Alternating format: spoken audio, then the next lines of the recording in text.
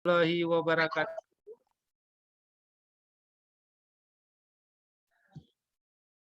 Puji syukur kita panjatkan kehadirat Allah Subhanahu wa taala karena dengan berkat dan rahmat-Nya lah kita masih diberi nikmat kesehatan, nikmat waktu, nikmat kesempatan untuk dapat berkumpul di pertemuan ketiga walaupun dalam metode daring.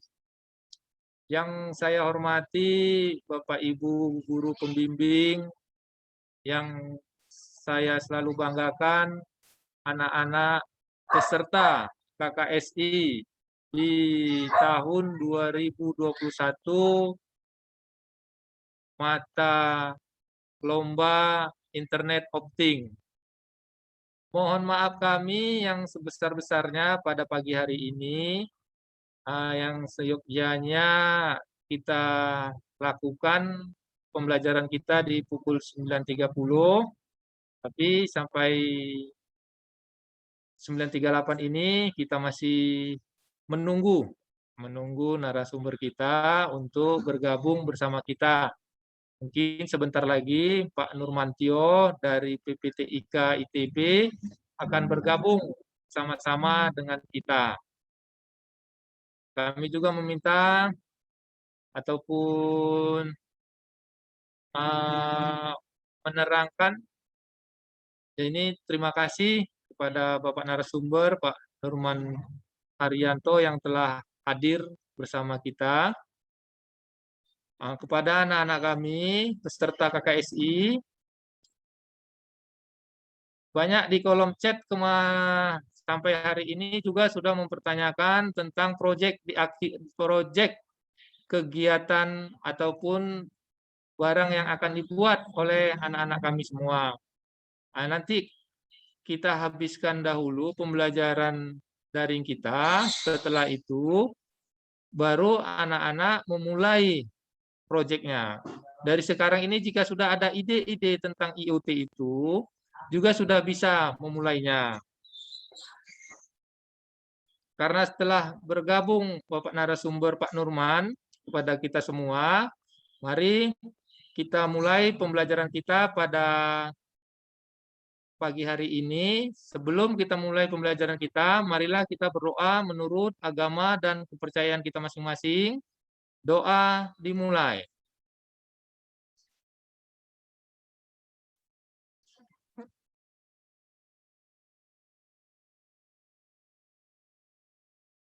Doa selesai. Kepada Bapak narasumber kita, Pak Nurman, kami persilakan. Tes, suara saya kedengaran ya? Kedengaran, Pak. Oke, terima kasih untuk Pak Endi Ifrizal Sihombing selaku host kita kali ini. Assalamualaikum warahmatullahi wabarakatuh. Selamat siang, selamat pagi ya Mas ya. Selamat pagi menjelang siang semuanya. Ya. Kenalkan, nama saya Nurman Haryanto. Saya di sini dari instansi kita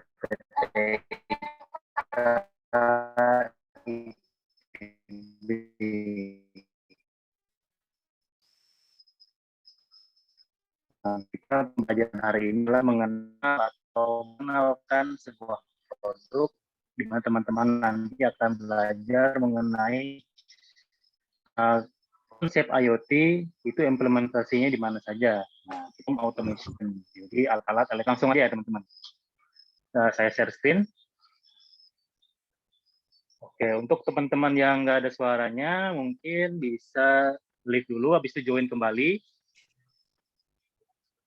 Dan setting di bagian sound. Dia select speaker, biasanya ada tulisan speaker itu ada headphone, headset, speaker, dan lain-lain. Nah, teman-teman mungkin salah memilih speakernya.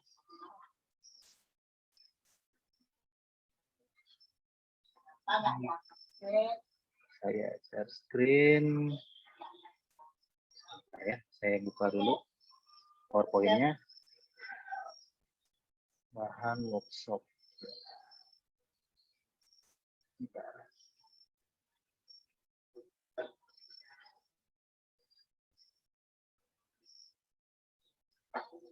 Oke.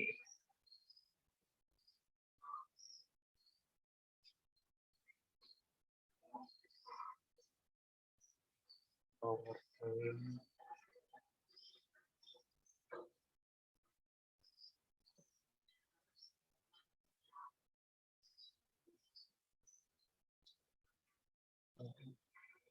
Share screen. Oke. Sudah terlihat ya teman-teman untuk share screen-nya.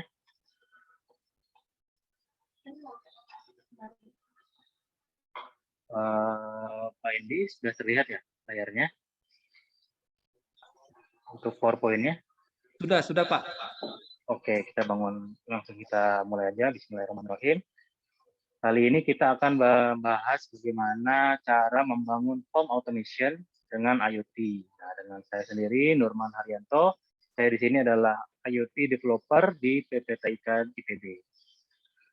Kita langsung saja mulai dengan halaman pertama, yaitu kita bahas dulu home automation atau kita sebut biasa orang-orang sebut dengan smart home.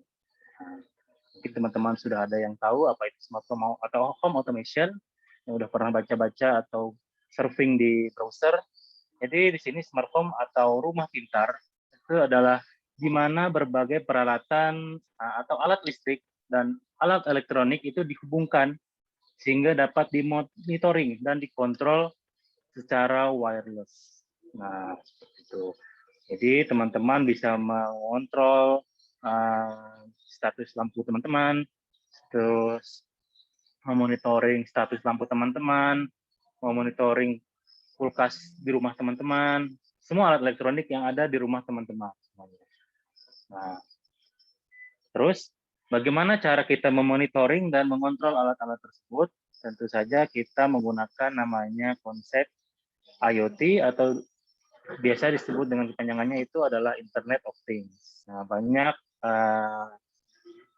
pengertian-pengertian mengenai Internet of Things, namun menurut saya Internet of Things itu sendiri adalah merupakan istilah yang umum ya, yang digunakan untuk semua teknologi yang memungkinkan koneksi perangkat ke internet. Nah, tadi lampu teman-teman, kulkas, semua alat elektronik teman-teman itu dihubungkan dengan menggunakan koneksi internet secara wireless agar status dan alat elektronik teman-teman dapat dikontrol dan dimonitoring seperti itu. Tentu saja kita tidak langsung menyambungkan lampu kita ke internet kan tidak bisa. Namun kita harus memerlukan sebuah alat lagi untuk menyambungkan alat-alat tersebut ke internet. Tentu saja kita menggunakan microcontroller dan microprosesor yang dapat terputus.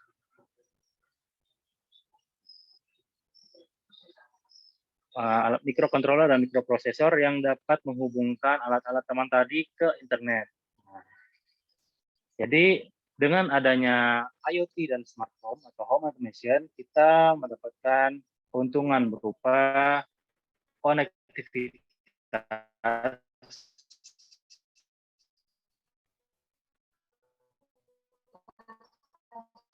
dapat mengubah banyak hal. Saya di sini smart quarter ya.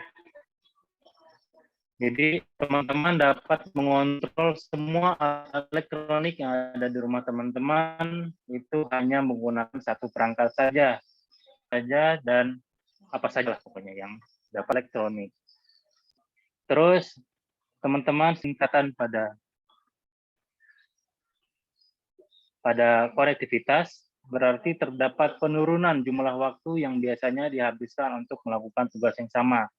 Dengan ada IoT, teman-teman dapat mengolah data, misalnya berdasarkan behavior atau kebiasaan teman-teman di rumah, di mana di IoT ini kita selalu men-tracking atau merekam jejak dari kebiasaan orang-orang di rumah. Misalnya, teman-teman selalu menghidupkan lampu pada jam 5 sore dan mematikannya pada jam 6 pagi. Nah, jika kita olah data data logging dari jejak rekam lampu tersebut menggunakan algoritma pada machine learning, teman-teman mendapatkan sebuah eh, otomasi, jadi berupa hidup lampu secara otomatis sesuai behavior teman-teman. Habis itu menghidupkan dispenser sesuai dengan keinginan teman-teman berdasarkan behavior teman-teman sehari-hari seperti itu. Nah, dari efisiensi itu kita mendapatkan sebuah kemudahan teman-teman, di mana perangkat IoT seperti smartphone ini kini semua sudah menjadi perangkat yang biasa dimiliki oleh sebagian orang. Jadi teman-teman untuk melakukan penggabungan antara IoT dan smart home ini sangat memungkinkan karena sarana prasarana sudah tersedia semua, internet sudah ada, mikrokontrolernya sudah dijual murah teman-teman. Mikrokontroler di sini kita gunakan untuk yang sederhana itu kita menggunakan ESP8266 seperti itu. Jadi untuk aktuatornya teman-teman dapat menggunakan relay, sensornya juga sudah banyak disediakan pada toko-toko online atau toko komponen elektronik yang ada di daerah teman-teman. Oke, selanjutnya kita akan membangun sebuah home automation sederhana. Jadi di home automation ini cara membangunnya ada 3 tahap penting untuk membangunnya, yaitu tahap pertama itu berperan sebagai pengirim. Nah, yang bekerja untuk mengambil, memproses, dan mengirimkan data ke server untuk dialirkan ke sisi penerima menggunakan protokol MQTT. Nah, data lampu teman-teman tadi, teman-teman harus dihubungkan dulu dengan namanya mikroprosesor dan mikrocontroller. Atau kita bisa gunakan Arduino untuk menangkap dan mengirim dan memproses data itu ke server. Data misalnya data dari saklar on, maka dikirimkanlah status on itu ke pin D1. D1 ada mendapatkan nilainya 1. Terus 1 itu akan dikirimkan datanya ke server. Servernya adalah sebuah broker yang namanya protokol MQTT atau Message Queue Telemetry Transport. Nah, teman-teman bisa searching apa itu MQTT, dan banyak sekali platform yang sudah menyediakan untuk protokol MQTT ini. Teman-teman juga pernah mendengar ada namanya RabbitMQ, ada Mosquito MQTT, ada Kafka MQTT, ada Hive MQTT, dan masih banyak lagi. Nah, kita mengirimkan data itu dengan menggunakan gateway internet. Di internetnya secara wireless, itu Wi-Fi. Nah, di sini gateway-nya adalah Wi-Fi dan jembatan pengirimannya adalah MQTT, seperti itu. Nanti teman-teman jika ingin membangun sebuah home automation ini, MQTT-nya akan kita sediakan secara gratis, servernya secara cloud di PPTIK. Teman-teman tinggal menghubungi admin yang ada pada web forum.pptik.id. Di pojok kanan paling bawah itu ada nomor WhatsApp dan emailnya. Teman-teman tinggal email nama instansinya, namanya siapa, dan keperluannya untuk apa.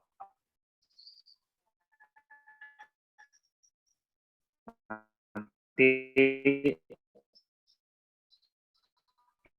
teman-teman akan dibaca langsung. Terus kita lihat gimana sistemnya.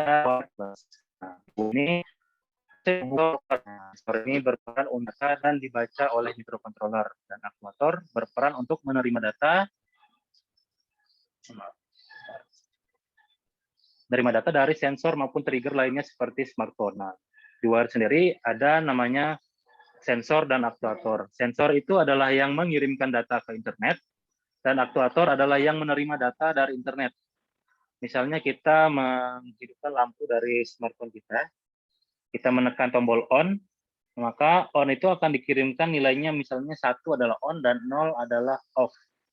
Maka dikirimkanlah nilai 1 ke server, terus server menerima datanya kembali ke mikrokontroler. Nah, mikrokontroler akan menerima data 1 dan akan menyampaikan data tersebut ke aktuator atau relay. Maka relay yang tadinya mati akan hidup, seperti itu. Nah, sebaliknya jika sensor, misalnya sensor untuk MQ2 ya, teman-teman jika pernah mengenal sensor gas pendeteksi gas LPG MQ2 itu akan mendeteksi gas atau kebocoran gas LPG. Jika teman-teman sudah sensor menerima sebuah signal adanya kebocoran gas, maka dia akan statusnya akan high, di mana high itu misalnya nilainya 1 atau 0. 1 itu akan diterima oleh Arduino, dan Arduino akan mengirimkan ke server. Dari server akan diterima di smartphone teman-teman, seperti itu. Jadi sebaliknya. Nah, terus ada namanya wireless. Nah, untuk melakukan pengiriman data dari microcontroller ke server penyalur pesan. Nah, ini juga sebaliknya dari server ke microcontroller. Jadi adalah pengiriman data yang melalui internet tadi secara wireless. Namun untuk aktuator dan sensor tentu saja harus terhubung dengan kabel. Oke. Terus selanjutnya di tahap yang kedua ini berperan sebagai pihak ketiga yang mengalirkan data dari pengirim ke penerima. Nah, pihak ketiga ini apa? Pihak ketiga ini adalah MQTT tadi. Jadi pada tahap ini pengiriman data itu dilakukan melalui jaringan internet untuk dihubungkan ke server penyalur pesan. Jadi pada penyalur pesan, data akan dikirimkan ke pengguna yang sedang terhubung ke server. Jadi bisa digambarkan sebagai seperti ini. Jadi stage pertama itu dari microcontroller ke server. Nah, stage 2 ini antara stage 1 dan stage 3 dari microcontroller maupun ke klien. Nah, jadi dia ada, kalau kita analogikan itu MQTT itu adalah sebagai tukang pos, teman-teman. Nah, sebagai tukang pos, di mana kita akan mengirimkan data tersebut ke alamat tujuan dari alamat kita.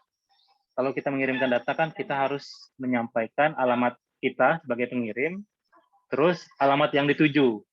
Nah, microcontroller menginisiasi alamatnya adalah alamat A, dia akan mengirimkan ke handphone kita dengan alamat B. Nah, tentu saja dia akan meminta melalui server. Server itu adalah broker MQTT tadi, di mana MQTT akan melanjutkan dari alamat A ke sesuai yang alamat dituju, yaitu alamat B. Kalau misal teman-teman pernah mencoba sebuah MQTT itu ada namanya topik. Nah, topik itu adalah alamat untuk pengiriman pesannya. Nanti di klien atau mobile itu akan menerima data yang sesuai dengan alamatnya saja. Jadi dia tidak akan menerima data dari alamat yang bukan alamat si klien. Seperti itu. Jadi teman-teman tidak perlu ragu untuk datanya bocor lah atau gimana lah itu. Pasti dia akan mengirimkan sesuai dengan alamat yang teman-teman sudah inisiasi sebelumnya.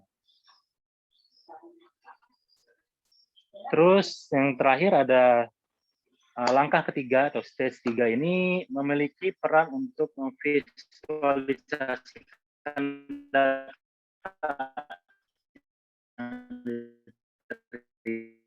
dari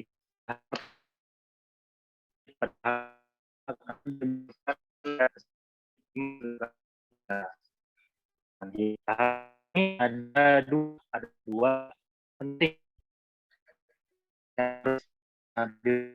adalah menerima data server untuk diproses. Harus menerima data di server ya, di mana server itu mendapatkan datanya dari microcontroller. Kita sebut dengan mengakuisisi data. Setelah diakuisisi datanya, kita olah datanya. Itu namanya kita masuk dalam proses pengolahan data, di mana tugasnya ini adalah untuk menerjemahkan data untuk dapat ditampilkan sebagai informasi yang lebih mudah untuk dibaca. Nah, pada aplikasi-aplikasi smart home pada umumnya, kita tahu bahwa kita menekan tombol itu adalah on dan off. Itu tidak tahu data apa sebenarnya yang ada di belakang. Karena data itu sudah diolah terlebih dahulu. Mungkin saja data yang di belakang itu dikirimkannya adalah ID teman-teman, ID alat, terus statusnya 1 atau 0. Nah, seperti itu. Jadi setelah diolah, datanya, yaitu ID alat itu dirubah menjadi nama alat, misalnya nama alatnya adalah lampu rumah depan dengan status on atau off, agar lebih mudah dibaca informasinya oleh pengguna, seperti itu. Jadi dari arsitektur tadi, ini adalah arsitektur besarnya, mana stage 1 dan sampai stage 3 itu dibagi menjadi 2 stage lagi. Untuk stage 1 dan stage 2 itu adalah data process to automation, dan stage 2 dan stage 3 ini adalah data visualization. Nah, aktuatornya kita di sini menggunakan relay untuk trigger datanya. Sensornya itu saya contohkan di sini adalah sensor gas. Sebenarnya masih banyak sensor-sensor yang lain, ada sensor water level, sensor kelembapan udara, sensor suhu, dan lain-lain. Masih banyak. Terus mikrokontrolernya teman-teman bebas menggunakan Arduino apa saja. Yang penting ada modul ESP8266-nya untuk menghubungkan mikrokontroler itu ke internet. Yang saya sarankan menggunakan Wemos atau NodeMCU. Gitu. Terus yang stage 2-nya ada data gateway-nya, yaitu wireless internet atau Wi-Fi. Terus untuk jembatan pengiriman datanya ada message protocol menggunakan MQTT dengan platform dari RabbitMQ. Terus untuk stage ketiganya itu opsional ya, sebenarnya mobile apps. Jadi acknowledge itu bisa berupa mobile apps atau berupa sensor lagi. Nah, jadi ada misalnya kita ingin menambahkan sensor gas dan pompa otomatis, teman-teman.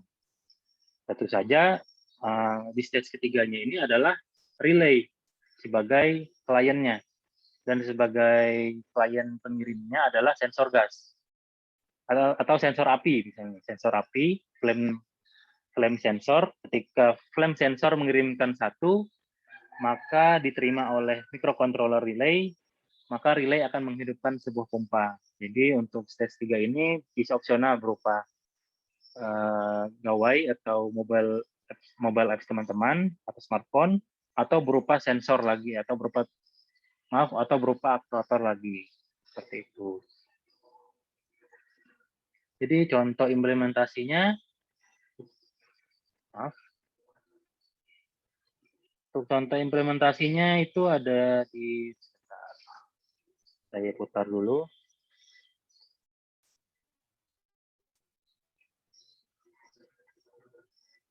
Share screen lagi.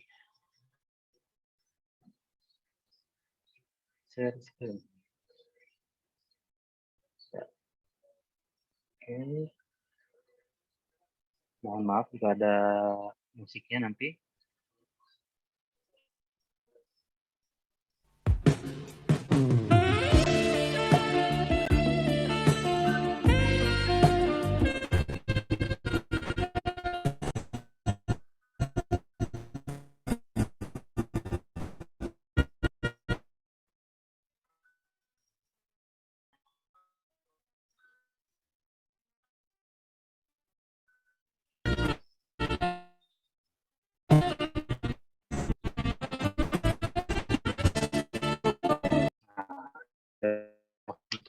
Buat home sederhana, mestinya menggunakan lampu yang ada di rumah.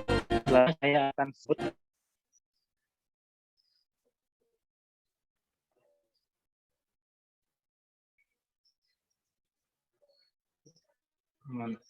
share screen.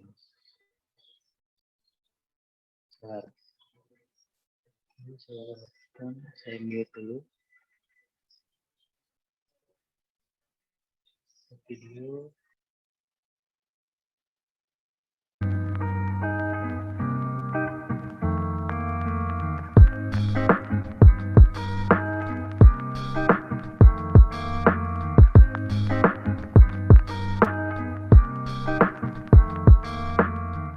Assalamualaikum warahmatullahi wabarakatuh. Pada video ini, kita akan membahas tentang sistem home automation, dari mulai cara kerjanya hingga demonstrasi sistem home automation. Lalu, apa itu home automation? Home automation adalah kumpulan perangkat elektronika yang terintegrasi dalam suatu sistem yang sudah dirancang untuk dapat menyimpan data yang nantinya akan diolah untuk menjadi sistem yang otomatis. Jadi maksudnya, sistem home automation ini pada awalnya akan mengontrol perangkat elektronik secara manual, lalu di tahap selanjutnya sistem akan mencatat kebiasaan user sehingga alat dapat melakukan aksi secara otomatis. Lalu, bagaimana sistem home automation dapat bekerja? Sederhananya, kita harus memiliki perangkat input.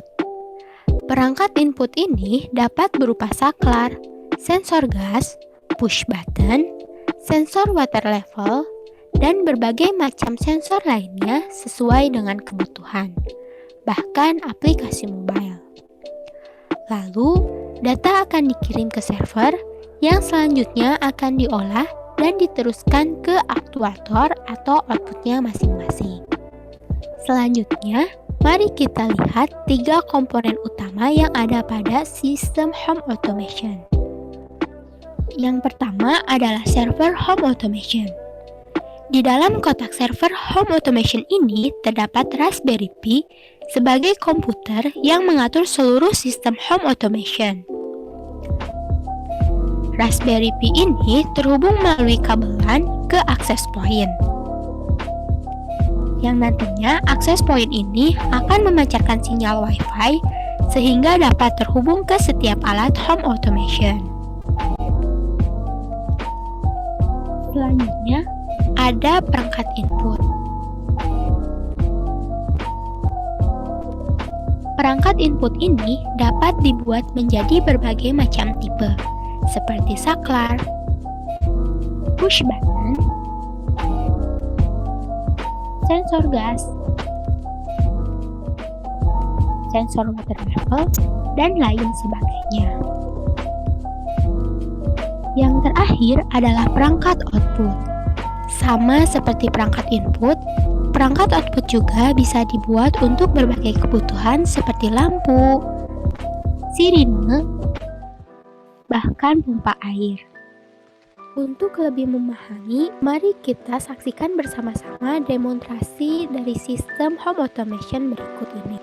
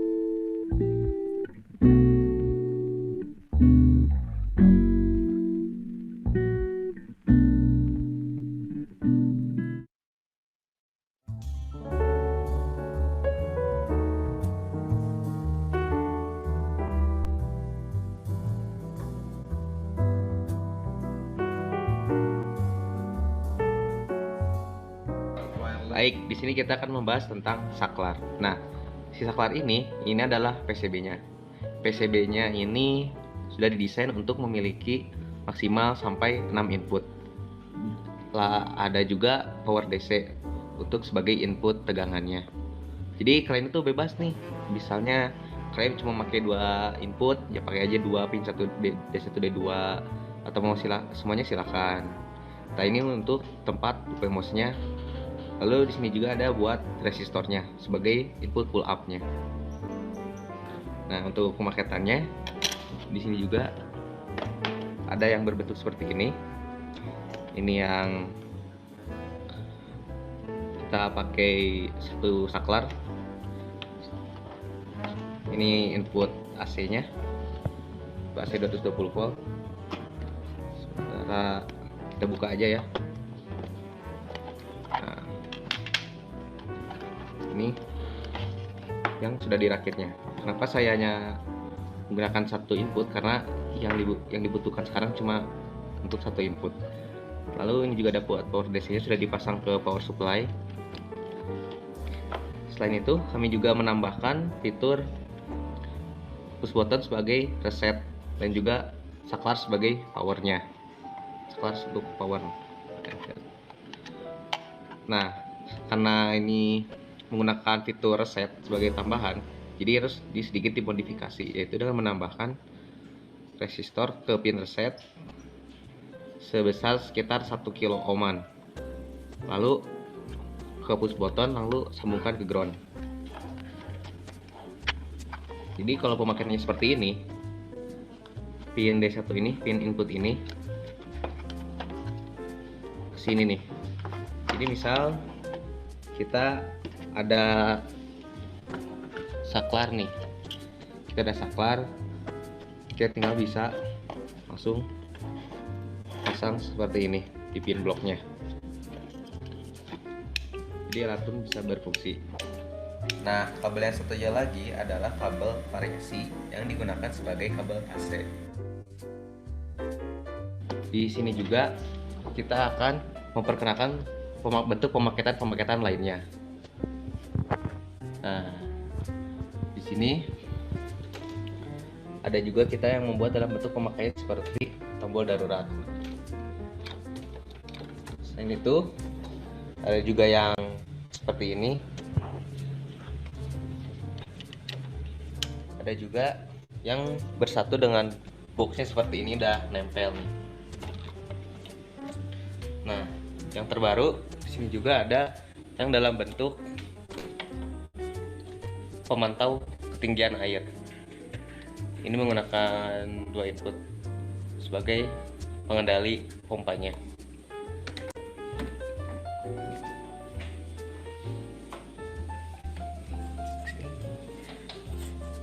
Dari penjelasan tadi, kita dapat menyimpulkan bahwa perangkat input home auto ini bisa kita rakit menjadi banyak varian sesuai kebutuhan kita, dimulai dari varian casing atau pemaketannya sampai fungsi dari perangkat input itu sendiri.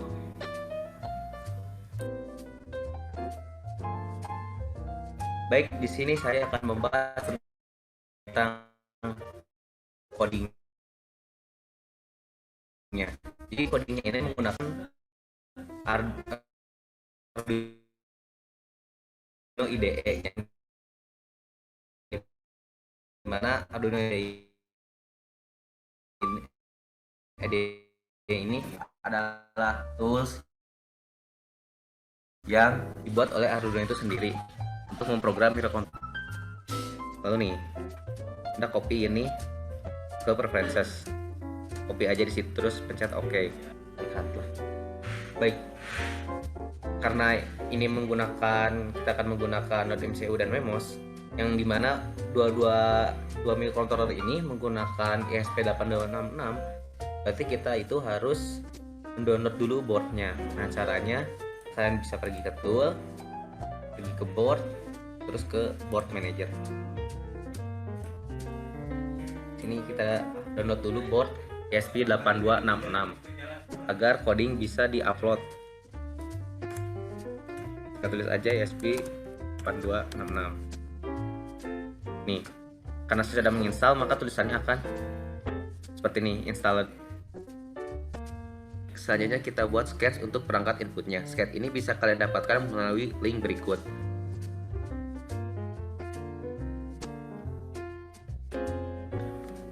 Nah, jadi sketch ini memerlukan beberapa library, diantaranya PubSub Client dan juga Wi-Fi.h. Nah, cara downloadnya itu, kalian bisa pergi ke Tools, lalu klik Manage Libraries. Lalu cari PubSub Client dan juga ESP8266 Wi-Fi.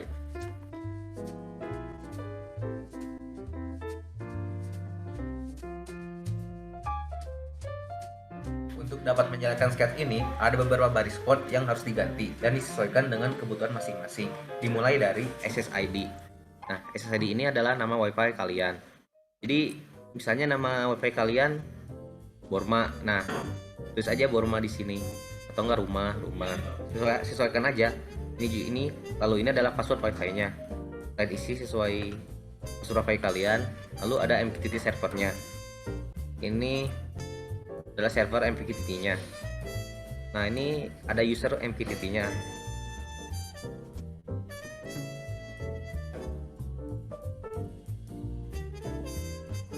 Ini untuk password usernya. Nah, lalu ada hub topik atau kalau di MQTT itu disebutnya juga sebagai queue-nya.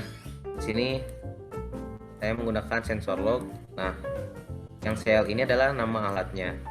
Selanjutnya di sini ada deklarasi in sebagai input karena ini merupakan saklar. Jadi untuk ini sebenarnya bebas sih kalian menggunakan pin berapa aja. Tapi kita di sini menggunakan pin D1.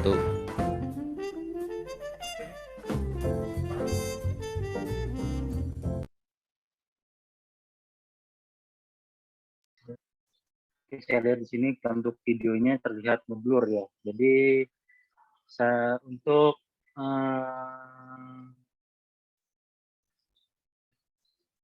untuk materinya sudah saya share di link yang paling atas tadi, teman-teman lihat di kolom chat saja. Itu untuk teman saya sudah mengirimkan buku panduan, video panduan, PowerPoint, source code server, source code untuk microcontroller, dan list komponen yang akan digunakan teman-teman jika teman-teman ingin mencoba membuat sebuah home automation sederhana. Nah, untuk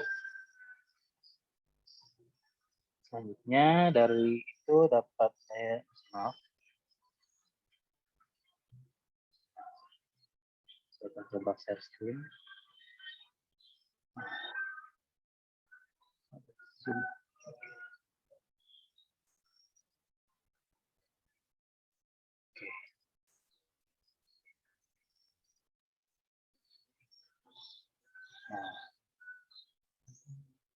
Mengenai home automation system. Jadi sudah dijelaskan mengenai apa itu home automation system. Jadi adalah kumpulan perangkat elektronik yang terintegrasi dalam suatu sistem di dalam rumah yang sudah dirancang untuk dapat menyimpan data yang nantinya akan diolah untuk menjadi sistem yang otomasi sehingga kita mendapatkan sebuah efisiensi dari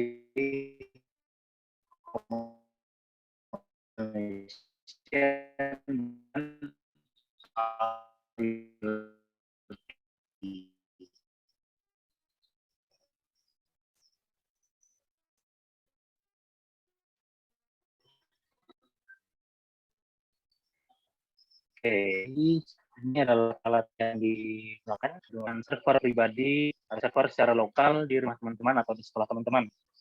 Yang pertama adalah komputer untuk servernya dulu, ketiga Raspberry Pi 2, B+, dan lain-lain, atau Orange Pi, komputer teman-teman, laptop, semuanya bisa. Tapi saya sarankan menggunakan Raspberry Pi atau Orange Pi, karena sistem atau tegangan yang digunakan atau daya yang digunakan sangat kecil sekali, yaitu 5 volt 2 ampere. Jika teman-teman gunakan secara terus-menerus untuk server saja, bisa dihitung itu adalah Rp8.000 saja per bulannya untuk server. Terus untuk microcontrollernya teman-teman bisa menggunakan ESP8266 Note MCU bebas. Note MCU-nya itu adalah Nolin, Amica, dan lain-lain. Yang penting ada modul ESP8266-nya. Terus teman-teman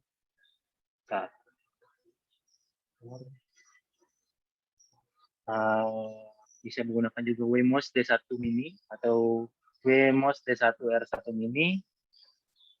Terus untuk aktuatornya relaynya bebas, mau relay berapa channel, ada kalau tidak salah itu yang di pasaran ada sampai 8 channel. Teman-teman bebas menggunakan relay yang warna biru, yang mekanik atau solid state relay. Jadi kalau untuk pemakaian jangka lama, saya sarankan menggunakan solid state relay. daripada yang biru karena lebih awet. Terus tombol saklar yang pada umumnya biasanya dinempel di dinding. Terus adalah akses point untuk pembagian koneksi internetnya.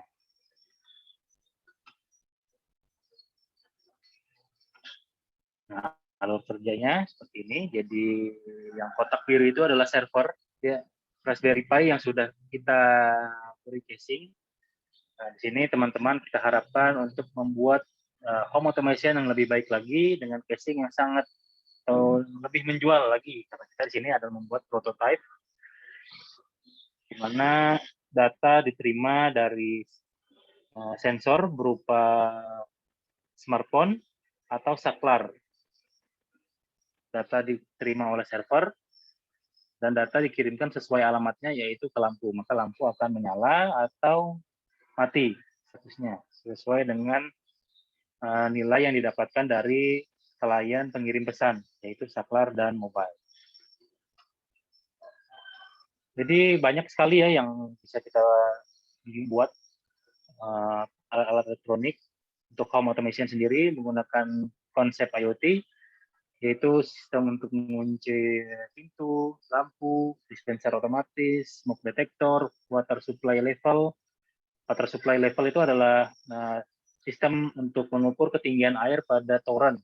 Nah, jadi dia bisa tahu nih level toren itu ada di status high, medium, atau low. Ketika dia low, dia otomatis mengisi air untuk menyalakan pompa secara otomatis. Terus alarm dari menggunakan motion sensor dan untuk men-trigger mengambil gambar dari kamera dan menghidupkan alarm jika kita meninggalkan rumah dalam keadaan kosong. Namun tiba-tiba ada orang yang mencoba masuk ke dalam rumah. Nah, ini adalah mesin home automation sistemnya.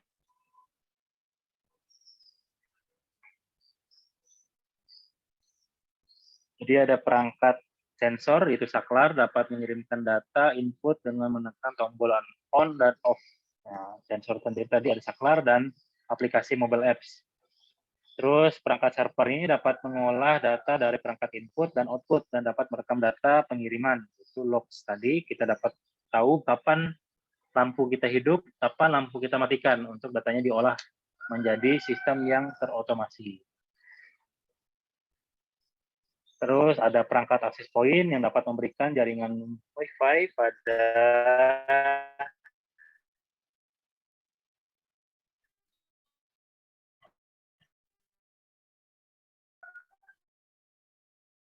perangkat dapat terkoneksi secara otomatis.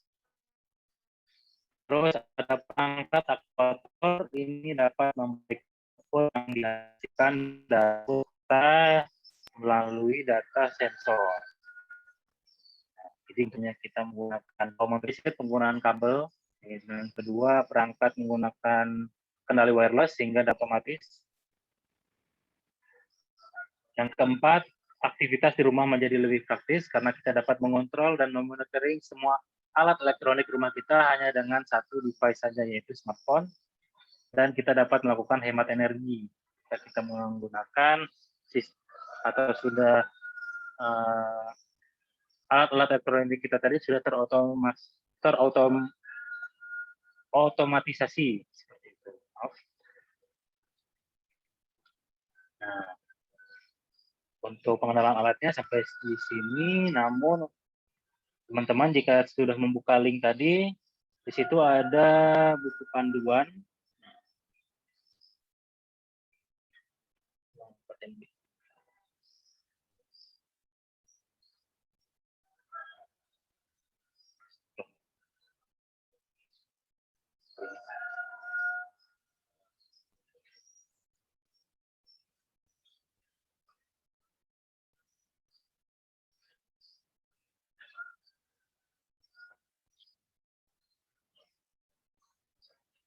Sebentar, saya akan share screen.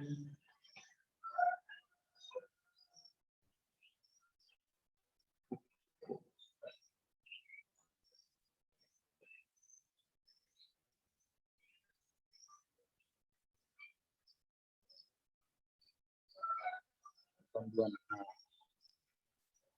oke, sudah terlihat buku panduannya. Jadi di sini ada di panduan ini ada penjelasan mengenai home automation, ada software yang digunakan, ada alat dan bahan home automation, panduan pemakaian dan pengujian. Untuk penjelasan kita skip karena sudah dijelaskan pada sesi sebelumnya. Nah, untuk yang kedua ada konfigurasi server. Nah, teman-teman nanti akan membuat server sendiri. Yaitu yang menggunakan Raspberry Pi tadi. Kita menggunakan framework-nya menggunakan .NET untuk worker atau API-nya sebagai platform yang menjalankan service RabbitMQ. Terus OS-nya kita menggunakan Raspbian OS Lite, Debian. MQTT servernya kita menggunakan RabbitMQ. Nah, untuk melakukan kontrol akses atau remote akses ke komputer server kita menggunakan PuTTY. Terus FileZilla sebagai FTP-nya, Win32 untuk menginstal dan lain-lain, teman-teman bisa dapat baca sendiri di sini. Nah, untuk software konfigurasi di coding di microcontrollernya kita siapkan juga dari cara menginstal software Arduino IDE sampai menginstal library dan sampai teman-teman menjalankan atau mengcompile dan menginstal source code tersebut ke microcontroller teman-teman. Sudah lengkap sekali jika teman-teman ingin mencoba di rumah atau di sekolah teman-teman. Banyak sekali.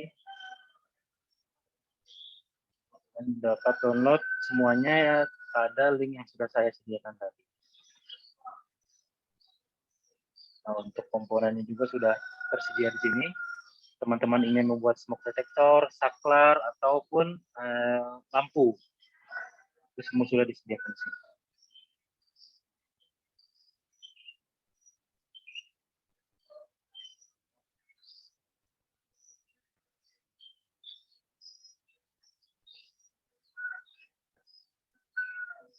Untuk default dan lain-lain.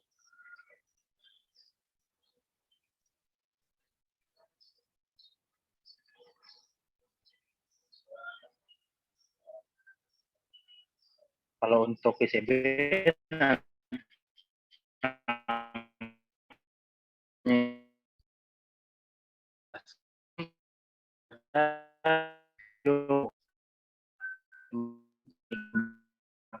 teman-teman untuk rangkaian ini saklar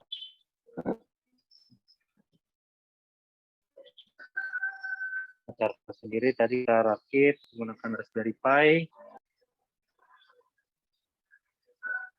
untuk menyampaikan supply ke Raspberry karena menggunakan 5 volt kita turunkan menggunakan DC to DC step down agar dari 12 volt ke 5 volt. Terus kita pasang kipas di atasnya dan pasang extender untuk kabelan agar lebih mudah pada saat melakukan PCB.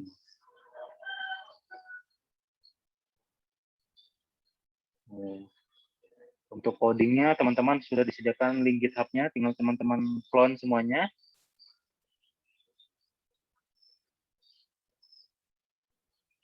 Bisa sangat jelas sekali di sini bagaimana cara teman-teman membuat home automation sederhana di rumah teman-teman atau di sekolah teman-teman.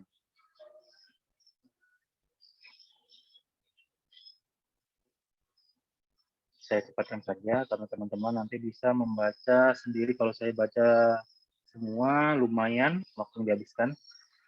Karena kita sampai jam berapa ya, Mas? Pak Endi. Mohon maaf Pak Nurman, Pak Endi ada kepentingan sebentar. Jadi kita sampai jam 11 ya? 11 ya? Oke. 11. Nanti saya setengah 11 selesai penyampaian materi, setengah jam sisanya kita akan lakukan sebuah sesi tanya jawab ya, Pak. Ya, boleh Pak, boleh.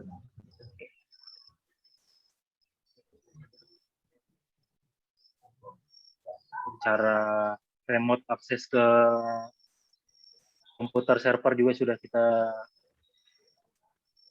siapkan cara-caranya. Jadi teman-teman hanya tinggal mengikuti langkah-langkah yang sesuai dengan buku panduan untuk membuat home automation ini sendiri.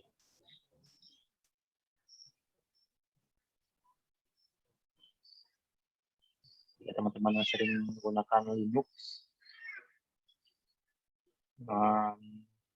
pasti sudah terbiasa menggunakan sintak atau tata cara penggunaan terminal. Di sini servernya kita menggunakan Debian. Namun teman-teman jika ingin menggunakan Windows juga bisa. Teman-teman tinggal mengcompile programnya itu sama dengan tutorial yang di atas, tinggal nanti dia menghasilkan sebuah installer .exe. .exe-nya itu akan teman-teman pindahkan di program startup kalau di Windows. Kalau misalnya kurang jelas, nanti teman-teman bisa tanyakan langsung pada admin di forum.pptk.id. Bagaimana cara menginstal di Windows. Seperti itu. Sudah kayaknya sudah semuanya. Ini ada pengujian dan lain-lain. Oke, kita langsung saja ke sesi tanya jawab karena buku panduan ini berapa halamannya? Lumayan panjang kalau dijelaskan 61 halaman. Oke, untuk materi saya cukupkan sampai di sini. Jika teman-teman yang ingin bertanya, sekarang bagus. saya persilakan.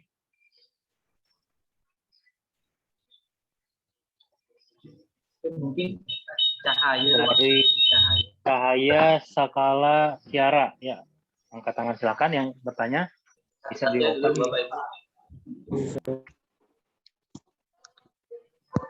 Jadi gini Pak.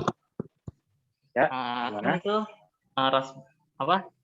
Raspberry ya, Raspberry Pi Ya, itu benar. sebagai server. Ya. Nah, saya mau nanya kalau misalnya saya gunakan seperti misalnya AWS Cloud Service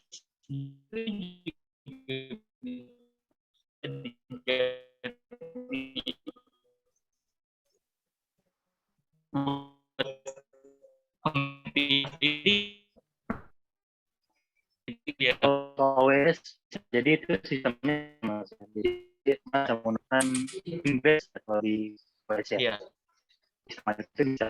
Namun untuk source OS kan kita dikasih Iya, token saat mendaftarkan device-nya. Oh, oke. Kalau itu sudah Mas sudah menggunakan server cloud dan milik orang lain. Jadi teman-teman Mas hanya tinggal menanamkan servis-servisnya di sana. Iya, betul. Terhubung dengan Lambda dan Inbase dan lain-lain. Kalau di sini kita membuat server home automation itu sendiri. Seperti itu. Baik Pak, terima kasih Pak. Ya, sama-sama Mas Cahya. Selanjutnya dari yang mengangkat tangan ada Denti. Ya, Mas Denti. Assalamualaikum Pak. Ya, waalaikumsalam. Izin bertanya nih. Ya. Ketika membuat home automation, apakah kita memerlukan database? Oh iya, oke. Untuk membuat home automation sendiri tentu saja kita memerlukan database untuk menyimpan rekam jejak dari penggunaan alat elektronik kita. Nah, di situ saya sudah menjelaskan di buku panduannya kita menggunakan database SQL atau kita sebut biasa dengan SQL atau SQL, SQL dan lain-lain. Ya, Pak. Nah, jika teman-teman ingin membuatnya lebih di proses atau di jangka yang lebih besar lagi, teman-teman bisa menggunakan non-SQL, MongoDB dan lain-lain. Oh, itu kita buat sendiri atau disediakan, Pak? Kalau itu teman-teman buat sendiri skemanya, namun cara pembuatannya itu sudah disediakan. Oh ya, makasih Pak. Ya, sama-sama.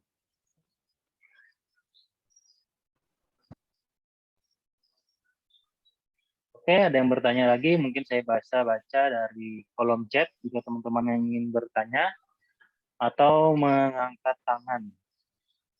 Mengangkat tangan itu raise hand ya di Zoom ini.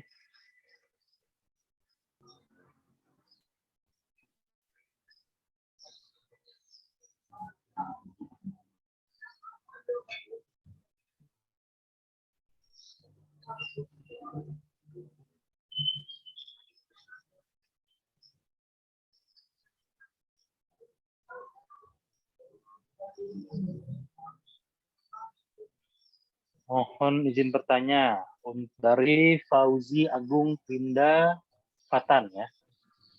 Izin bertanya, untuk proyek ini apakah ditentukan atau kembali ke sekolah masing-masing ya Pak?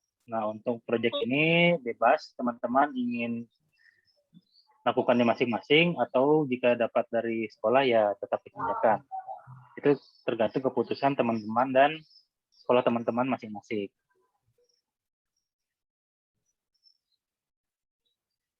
Terus dari Wenceslaus, mohon izin bertanya, dalam pembuatan proyek apakah boleh menghubungkan input dan output menggunakan Blink saja? Terima kasih. Nah, jadi konsepnya Blink dan yang kita buat itu sebenarnya sama, namun platform yang kita sediakan berbeda karena Blink itu menggunakan sistem webhook untuk pengiriman dan penerimaan datanya. Untuk source code sendiri pasti kita berbeda. Jadi kita belum bisa menyambungkan source code yang kita gunakan itu ke aplikasi atau server Blink. Jika teman-teman ingin menggunakan server Blink, tentu saja teman-teman harus mendapatkan token yang didapatkan dari akun Blink dan terhubung dengan server Blink.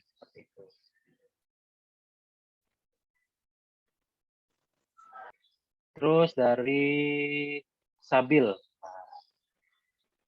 bahasa pemrograman apa aja yang dipakai untuk membuat home automation? Apakah bahasa C++ atau bahasa Python? Oke.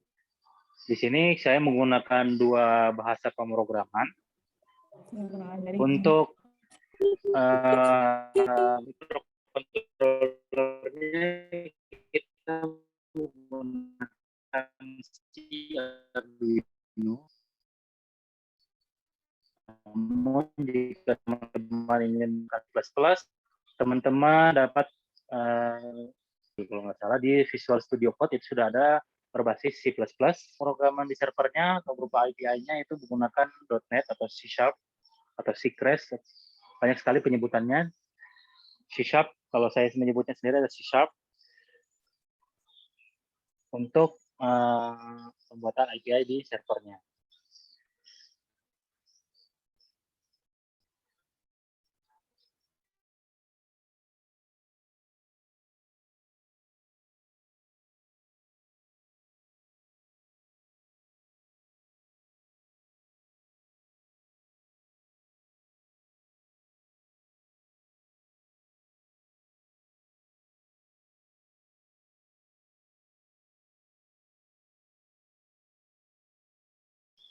Otomatis berdasarkan sensor suhu misalnya.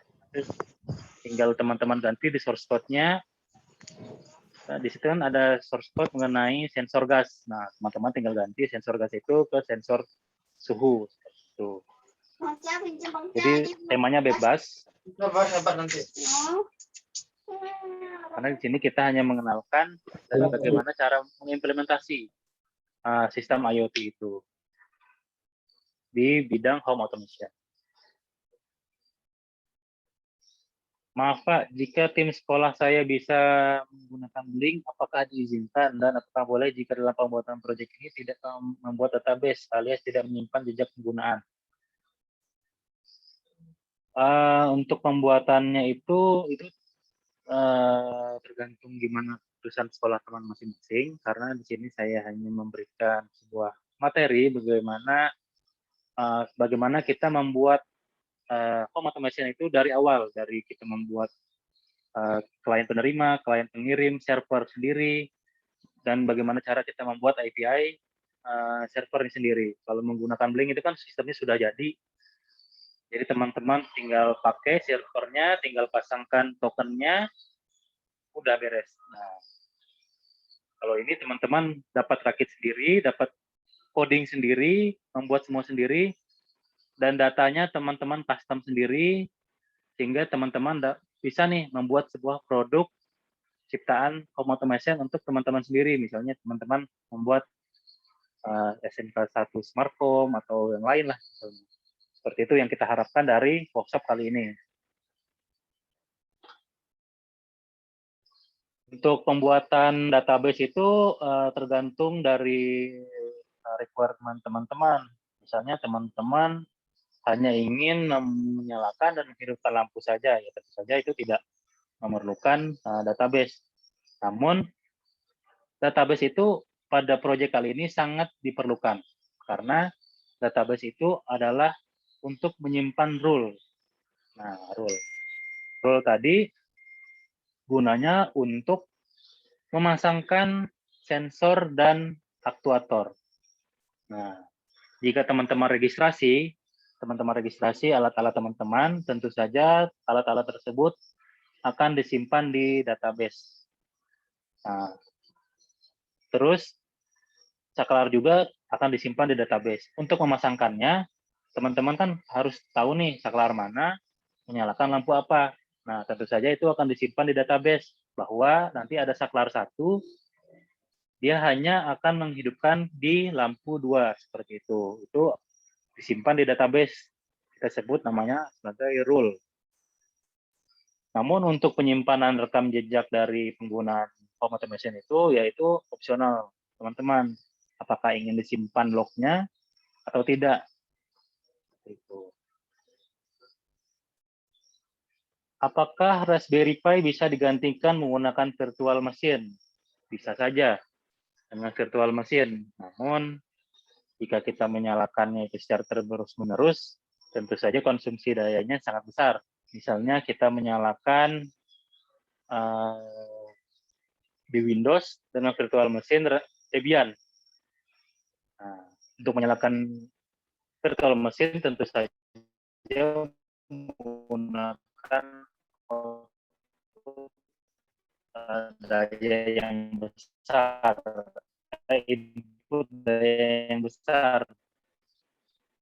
Dimana rata-rata untuk laptop atau inputnya itu sekitar yang paling kecil aja, jika dia tidak maksimal mungkin ada sekitar 15 volt. Nah, namun kita gunakan virtual machine, tentu saja daya yang digunakan sangat maksimal. Jadi bisa, namun tidak efektif seperti itu jika digunakan untuk waktu yang lama. Apakah hasil proyek kali ini dinilaikan atau hanya sebagai latihan saja ya Pak? Dari Rifai Maruf. Untuk hasil proyek kali ini teman-teman hanya sebagai latihan saja. Namun jika teman-teman menugaskan, ya tentu saja itu menjadi nilai di sekolah teman masing-masing. Dari Tisna Sumarna. Nah, izin bertanya Pak, jika tema proyek yang ditentukan sama dengan proyek sekolah lain, itu proyeknya ditukar atau boleh sama Pak? Karena ini latihan, tentu saja boleh sama dengan sekolah lain. Karena proyek ini tidak dikumpulkan ya. Jadi teman-teman latihan sendiri di sekolah atau di rumah masing-masing. Atau mau teman-teman bekerja sama dengan sekolah lain juga, itu sangat diharapkan sekali. Jadi teman-teman membuat source code-nya, teman-teman membuat sistem hardware-nya, nanti dengan sekolah lain teman-teman bekerja sama untuk membuat casing-nya agar lebih menjual seperti itu. Jadi teman-teman mempunyai produk home automation sendiri.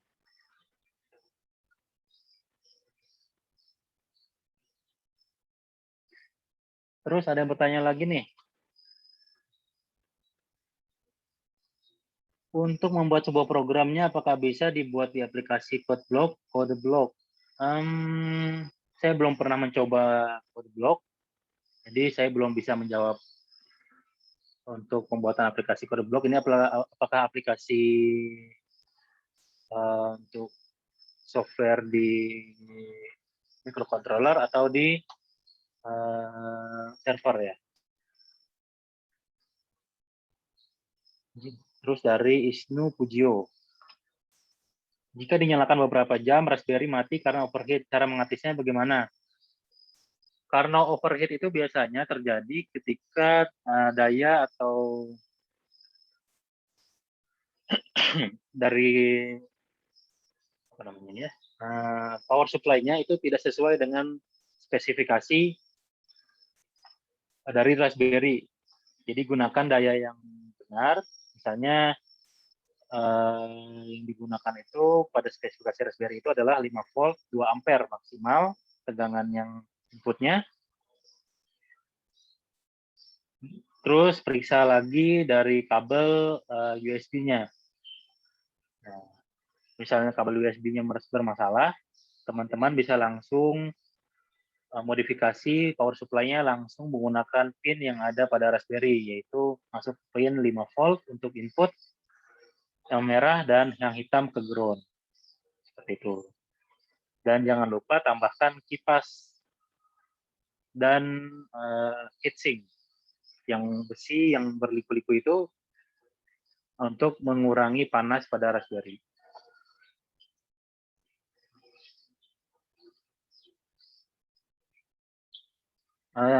Saya selama 2 tahun, 3 tahun, 2 tahun setengah itu Raspberry-nya belum pernah mati.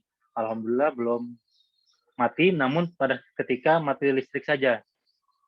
Kalau mati karena overheat itu belum pernah, karena kita gunakan power supply dan kipas yang benar. Jadi sirkulasi udaranya kita atur. Jadi pastikan Raspberry Pi itu ada sirkulasi udaranya, tidak dalam kotak yang sangat tertutup atau kedap udara.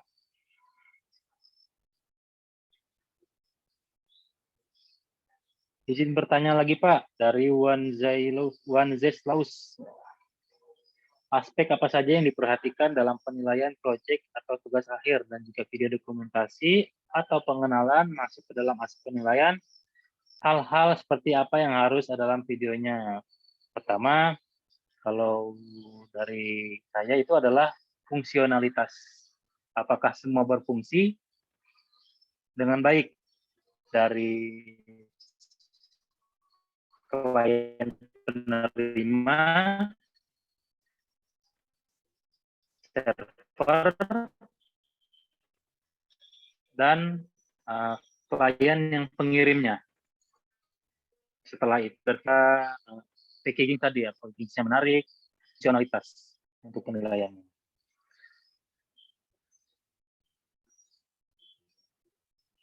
Izin bertanya untuk power supply ESP8266 dari SMK Migas. Node MCU dengan modul relay idealnya boleh digabung atau lebih baik berdiri sendiri. Terima kasih atas penjelasannya. Untuk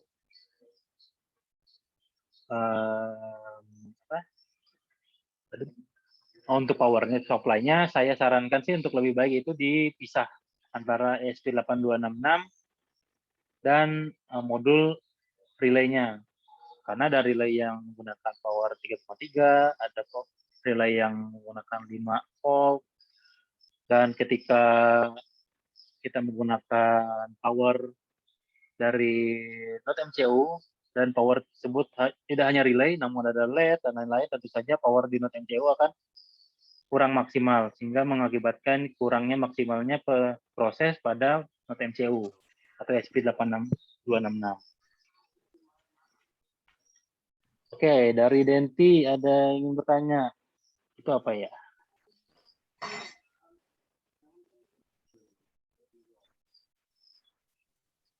Enggak, Pak, itu yang tadi, Pak. Yang mana? Itu Yang angkat mana ya? tangan mah. Bekas yang Oh, yang tadi. Nggak Iya, Pak. jadi? Ya, Oh enggak. iya. Oke. Terus selanjutnya dari display Raspberry dalam beberapa menit, mode sleep dengan menggunakan OS Raspbian. Cara mengatasinya bagaimana? Nah, untuk Raspberry di sini kita tidak menggunakan display. Jadi display itu hanya untuk setting awal saja, setting IP, setting IP public, setting kita hanya setting IP saja dengan setting SSH.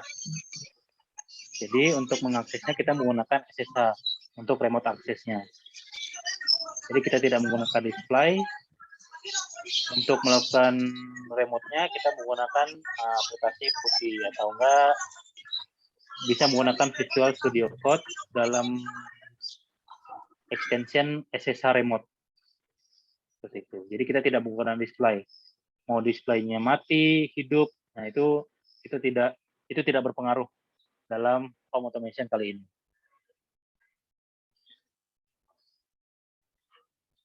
Oke. Pertanyaannya sampai di sini. Mungkin ada yang ingin bertanya lagi. Dipersilahkan di kolom komentar atau kolom chat ya. Oh, dari SMK 56. SMKN 56.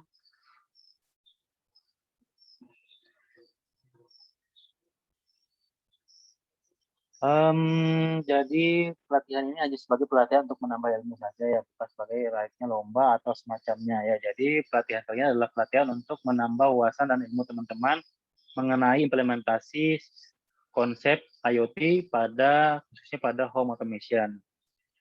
Nah, untuk saya mungkin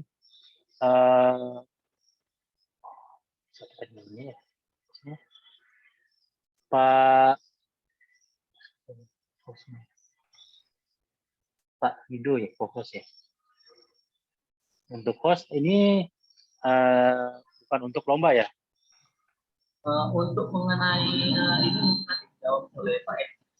Mohon berhubung Pak Edi ada pentingan sebentar dengan sekolah. Jadi biarkan saya.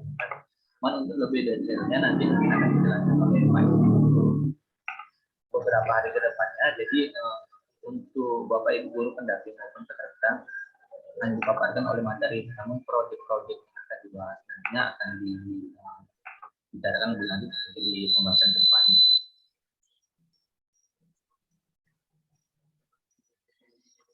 Oke, terima kasih Pak.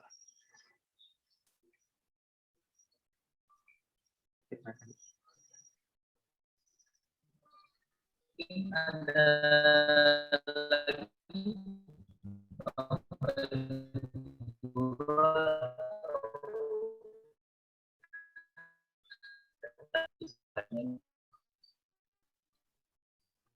Nah, ini ya untuk pelatihan teman-teman ilmu mengenai penggunaan konsep mission. Jadi untuk dinilai atau lomba itu mungkin bagaimana keputusan sekolah teman-teman ya. Terus dari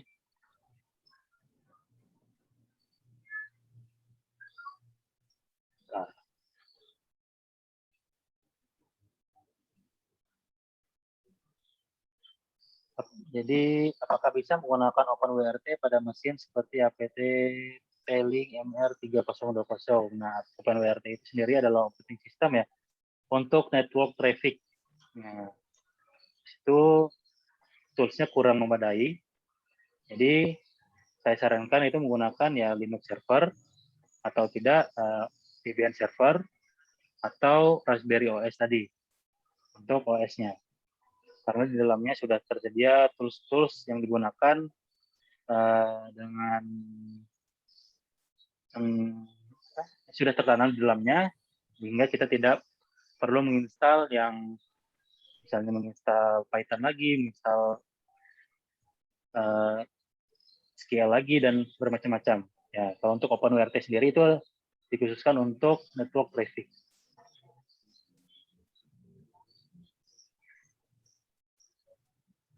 Jadi nama aplikasi untuk user interface di smartphone menggunakan apa yang mudah dengan fitur komplit. Yang mudah dengan fitur komplit tentu saja kita sekarang menggunakan bahasa pemrograman Dart yaitu Flutter. Itu sudah sangat komplit sekali, teman-teman tinggal membuat user interface-nya itu seperti membuat web. Teman-teman bisa aplikasikan dari Flutter tadi ke Android atau iOS ya.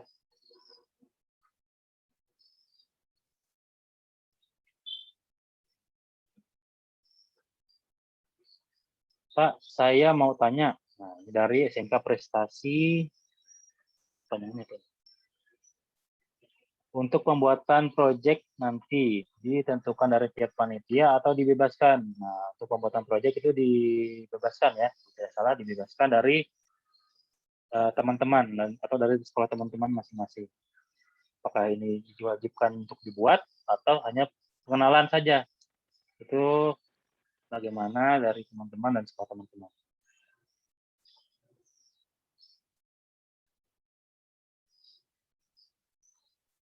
Untuk sertifikat itu nanti ditanyakan ke host ya, atau ke admin.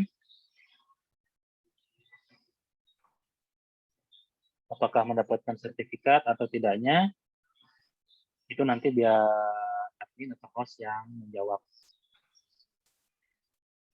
Oke, ada pertanyaan lagi sebelum jam 11, 6 menit lagi sebelum saya akhiri.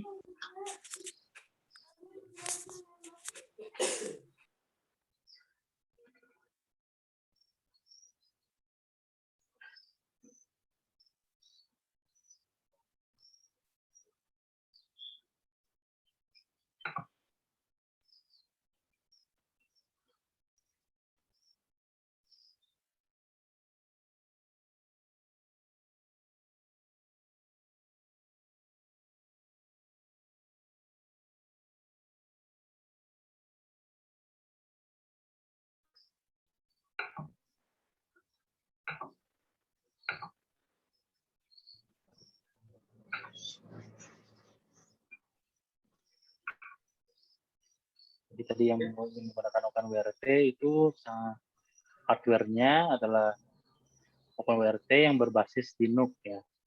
Jadi itu kurang tepat untuk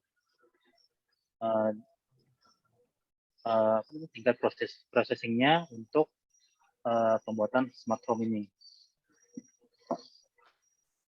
Cocoknya OpenWRT itu untuk pembagian traffic pada networking saja.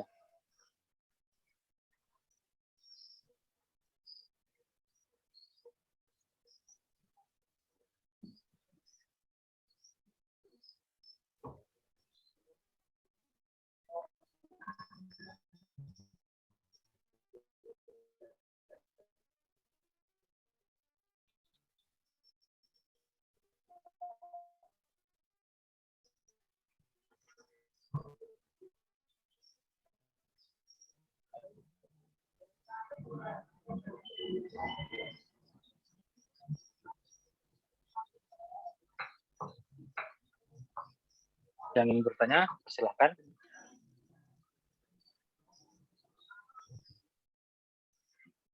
Ini ada Bapak Ibu guru lain ingin bertanya. Kita sedikit ada waktu 6 menit lagi. Kita pada hari ini.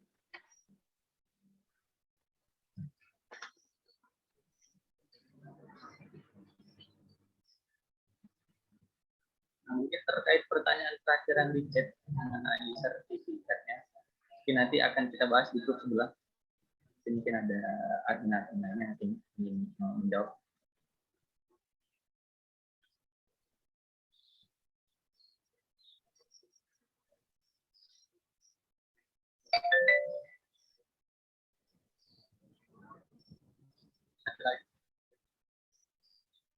Mungkin sepertinya sudah cukup ya Pak.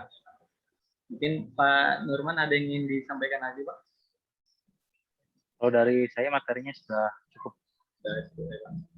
Oh ya, untuk ini paling jika teman-teman ingin belajar IoT atau belajar mengenai pembuatan aplikasinya Flutter dan berbagai macam hal lainnya, teman-teman bisa masuk di forum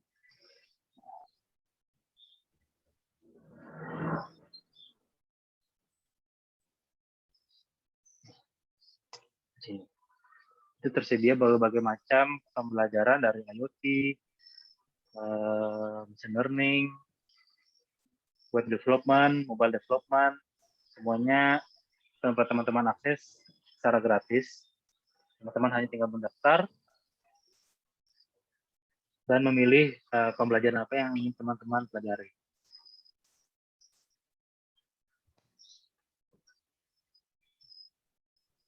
Di forum.pptk.id.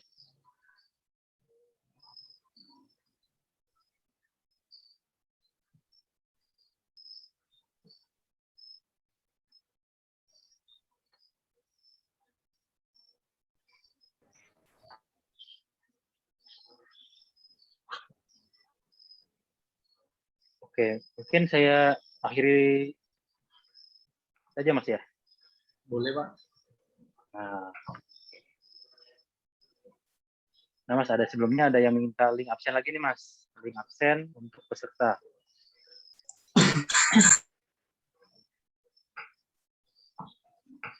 Ini SMK. Mungkin nanti akan kita share lagi. Dan kita share juga di grup nanti atau di kolom komentar nanti akan di-share oleh yang lain.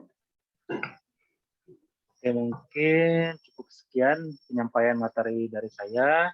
Jika ada kekurangan atau kesalahan, saya mohon maaf yang sebesar-besarnya. Terima kasih pada teman-teman, Bapak, Ibu guru semuanya yang sudah hadir pada acara hari ini. Yang saya harapkan adalah teman-teman dapat berlatih sesuai dengan pembelajaran hari ini. Saya ucapkan terima kasih semuanya. Saya akhiri. Wassalamualaikum warahmatullahi wabarakatuh. Selamat siang. Waalaikumsalam warahmatullahi wabarakatuh. Waalaikumsalam warahmatullahi wabarakatuh. Waalaikumsalam warahmatullahi wabarakatuh. Waalaikumsalam warahmatullahi wabarakatuh. Besok ya. Waalaikumsalam warahmatullahi wabarakatuh. Dadah, Pak.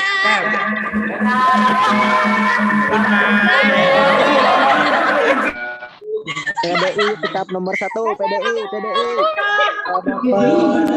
Pak, thank you Pak. Terima kasih pada Bapak Nurman selaku narasumber pada hari ini yang membawakan materi home automation yang nanti harapannya juga menjadi bahan tambahan untuk pembelajaran untuk Bapak Ibu guru pendamping atau peserta lainnya.